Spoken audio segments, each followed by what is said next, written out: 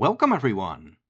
Today you'll learn how even the most defensive player in the world, or at least by reputation, can start a ruthless attack and destroy a world-class GM in only 21 moves.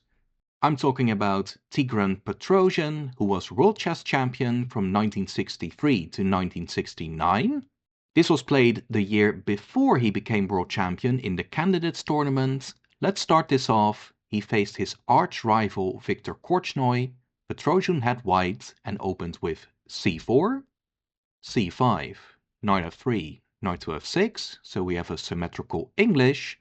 But after d4, black breaks the symmetry, and after g6 and knight to c3, Korchnoi gives the position a Grunfeld kind of flavor with d5, and with bishop to g5, Petrosian targets black's knight, so there is some indirect pressure on d5, therefore Korchnoi took on c4, but after e3, Korchnoi actually already makes his first mistake.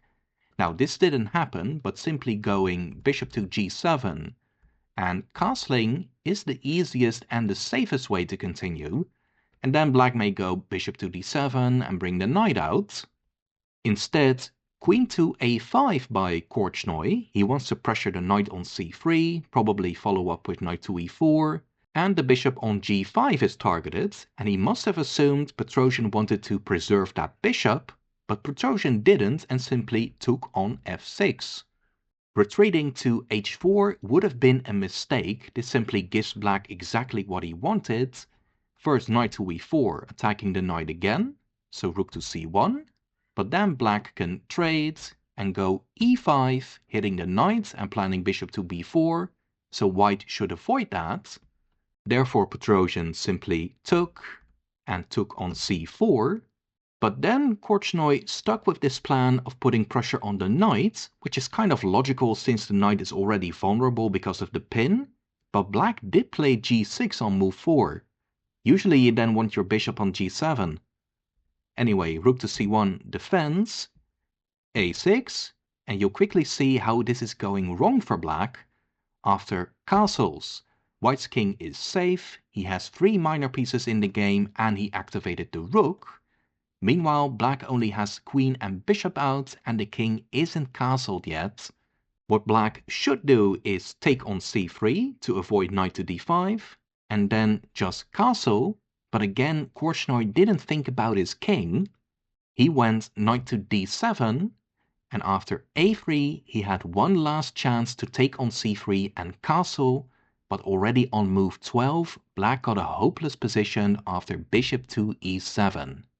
And to all those people thinking Petrosian was just a boring drawish player, watch how Petrosian now completely dismantles Korchnoi, starting with b4, hitting the queen. Now first of all, can black take that pawn? He certainly cannot. Knight to d5 threatens with a fork on c7, and by covering b4 it also prepares rook to a1 and winning the queen. Already the queen has nowhere to go. If queen to b2, then rook b1 forces the queen back to a3, and after rook a1 and rook to a2, the queen has really run out of squares. So Korchnoi didn't take, but now another precise hit, f4, and once again the pawn is poisoned. If black would take, then the king simply steps aside and rook to f3 will win the queen next move. Therefore, queen to b8, and again just compare white's army to black's. All of white's pieces stand well and the king is safe. Korchnoi's pieces on the other hand almost look like he tried to not develop anything, and now Petrosian shows how to punish that. Bishop takes f7 starts off a crushing initiative. Remember, when you're ahead in development and especially when your opponent's king is still stuck in the middle, start an attack. Now the king will be exposed even more and his pieces aren't set up well to defend. After king takes, queen check. Korchnoi played king to e8, but already everything loses. If instead king to g7, then knight check. King to h6 avoids a discovered check from the queen, but then there's rook to f3 threatening with rook h3 mate. And if g5, then f5 takes away g6, and g4 can even be ignored. queen to c4 will involve the queen in the checkmate attack, and black cannot even take the rook because of mate in 1. In the game, Korchnoi went to e8, avoiding an immediate check, but e8 has a problem too. Knight to d5 plans a check on c7, forking king and rook.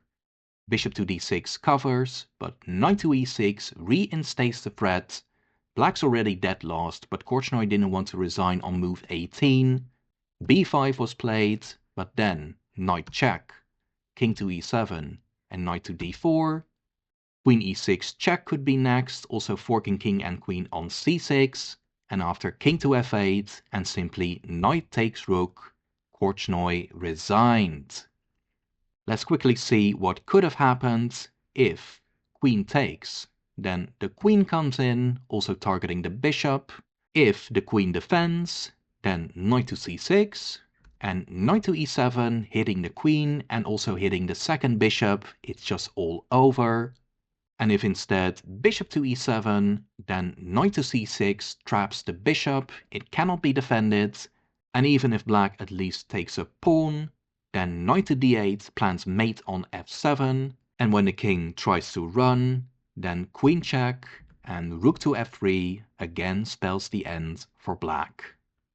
Now, as I said before, even though they may have a certain style, the greatest players can do anything really well, and this is just one example of Petrosian playing a crushing attacking game.